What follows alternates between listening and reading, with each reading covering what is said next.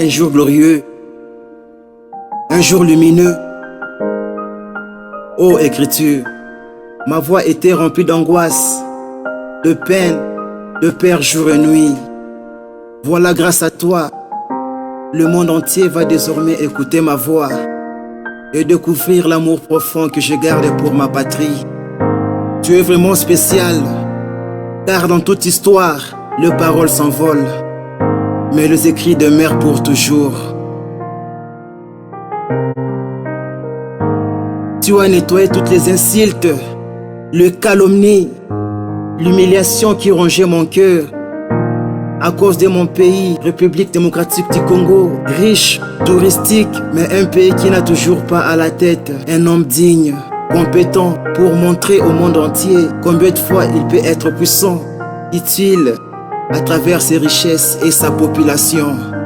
Oui, beaucoup des écrivains ont écrit sur l'amour, la paix et bien d'autres choses, mais ils n'ont pas pensé à écrire sur la vie réelle que mène le peuple congolais, souvent menacé, négligé dans son propre pays à travers l'égoïsme, l'injustice, la démocratie verbale non applicable, les guerres inutiles en complicité avec les étrangers et ses propres dirigeants pour s'emparer les biens et bien remplir leur ventre.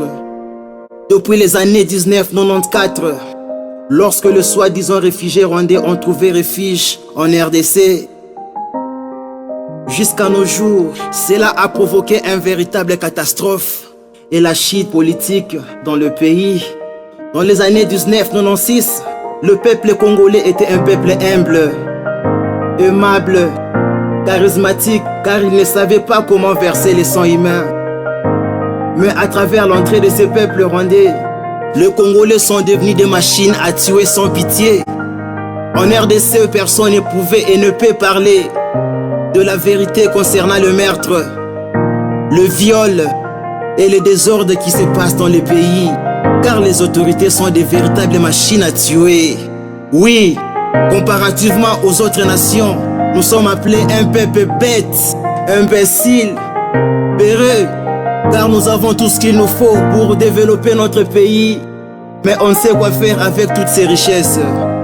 Aujourd'hui, c'est un jour nouveau pour toi et moi de nous lever pour combattre les guerres ethniques, la rancune, les mauvaises volontés de gérance dans notre pays, parce que cela fait assez que la RDC ne puisse pas aller vers le développement.